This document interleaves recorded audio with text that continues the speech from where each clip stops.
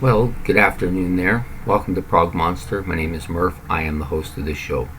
So today we're doing a album, kind of recent album review, I call them. The difference between them and a look back really is that album hasn't been around long enough to really be a classic yet. It may be one of your favorite albums, but I don't think it's been around long enough to be a classic. And it's from my favorite band. It's an album I had a hard time getting into initially. I really wasn't liking the kind of vocal sound that Geddy Lee had, and the songs all sound similar to me, and I just didn't want it. I don't know, I just wasn't in the right frame of mind for the album. And I tried it 2 or 3 times over the last, it's been out for about 10 years now. Over the last 10 years I've listened to it a few times, and then only recently, on the recommendation of listening to somebody else's videos, I decided to give it another chance. And lo and behold, it took off for me. I really kind of like the album now a lot more than I did. It's not one of my favorite by the band, but it's still like, I love the cover, and I really like the guitar and everything on it. Anyways, we're talking about Rush's Clockwork Angels, their last studio album, probably the last one they'll ever do. That's kind of sad in a way, but I've liked pretty much everything that they've put out. There's a few albums in the early 80s that I've had a real difficult time liking at all, and then 1 or 2 in the later era that I'm not as crazy about. But for the most part, since about 96, when they put out the Test for Echo album, I've liked everything that they've done after that.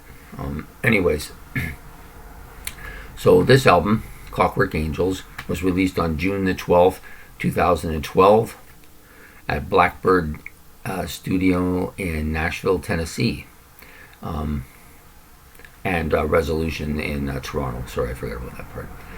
It's approximately 66 minutes long, which is, to me, a long album. I'm used to the 35 to 40 minutes on the old vinyl records, so anything over that seems to be a bit long for me. And there's a few tracks on here that they probably could have done without, but still, it's Rush, so I'll give anything a chance with them. Released on Anthem label and Roadrunner, I guess, in the States, and produced entirely by Rush and Nick, I'm going to probably screw this name up, Raskulinsk. So if I got that wrong, please forgive me. I'm not really that good with pronunciation.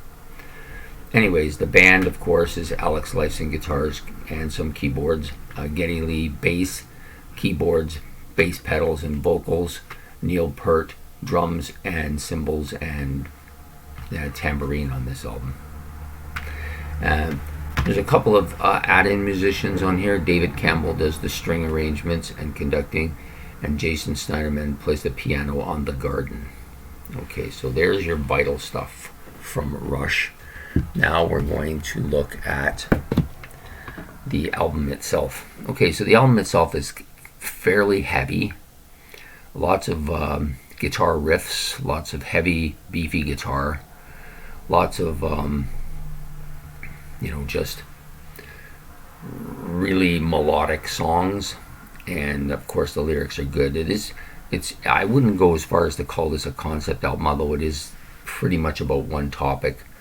To me, it's more like a story. To me, a concept album, I guess the difference, a concept album is about something that, like Tommy, it's about one person, right? But this to me is a little bit more of it's a story, Anyways, when they released this album, before they released it, they released one single called Caravan, which I immediately liked. I liked it almost immediately. It had some heavy guitar riffing, some nice guitar solos from Alex Lifeson, and of course, again, it came prior to the album, so I was anticipating much of the stuff on the album to sound somewhat similar to Caravan, and I don't think it does. At least it didn't for me initially. I just had a hard time. I went through the album half a dozen times, and I just said to myself, nah, this is too. I don't like Geddy's voice on here. I don't like the sound of it. I don't. It's heavy. There's not enough instrumentation. It's just little things that was nagging about me about it. And later I discovered that it was probably some of the systems I was listening to it on, my car, and I didn't have the best stereo system at home, so it was kind of a down for me. But later, now that I've gotten into it, some of these other songs are quite good. Now, I don't even know how they pronounce this song, B-U-T-B. It's basically a song about your beliefs, about belief systems, and about the things we take for granted when we're growing up, and our parents tell us this, and to us that's the way it is. But in reality, it's just a matter of opinions, right? It's got some heavy guitar riffs and a heavy bass riff on it. That's probably the reason why I like this song quite a bit. The next song, which is probably my next favorite to Caravan on the album, was Clockwork Angels, the title track. It has a kind of a mystical start, but then the guitar and the bass, of course, get very heavy in the song, and the lyrics are very good as always with Neil Peart. The next song, Anarchist, it's got a higher pitch riff than some of the other songs on the album, and Geddy's voice is a little bit higher here on this song too, and the bass is quite strong. So I like this song a bit as well. Some of the other songs I like on the album, I'm not going to do them all like in depth like I normally do, because to be honest with you, I've only had the album for 10 years, and that seems like a lot, but with all the stuff you got to listen to, it doesn't get as much play as they used to get in the 70s, so it takes a lot longer for songs to develop. Some of these songs will probably develop in later years and become staples with me. The other ones I really like, Seven Cities of Gold, heavy bass to start with effects, and then a very metallic kind of what do they call it? Methodic kind of guitar solo by Alex Lifeson. So I really like that on this particular song. Wreckers is one of my favorites. Probably, if I was pushed to it, I would probably say it's my favorite song on the album. Either that or Caravan, but I think this one has grown on me over time. I love the vocals on this, and some nice riffs, some like just really, really solid riffs on this particular song. The other song, of course, is The Garden, which is the last song Rush will probably ever do. It's the last song on this album. It has it starts out with a kind of a sad guitar bit, and with some keyboards in there as well, and there's some acoustic bits on here, guitar on here, and it's just some great methodical guitar solos. I mean, Alex Lifeson, that guy he just knows how to write the riffs and how to make those solos. I think he's just one of the most underrated guitar players out there, and I'm maybe a little biased because this is my band. Some of the other songs, like Canaries, there's a bit of a child's voice and some heavy guitar on that one. Halo Effect, I don't mind that. It's pretty good too. Headlong Flight, yeah, it's okay. And BUTB2, which is the sequel to, I guess, BUTB, which is again talking about our belief systems and what we believe and what we're told and stuff like that.